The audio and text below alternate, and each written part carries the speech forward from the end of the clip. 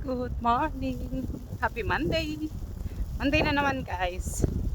And here I am thinking that I can start my garden soon. Because all the snows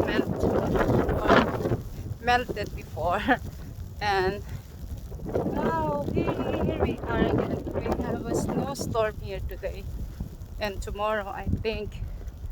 So yeah, here we are in Sweden, here in Stockholm. And it's masyado siyang, ang tawag yan, mahangin. Nag-snowstorm siya.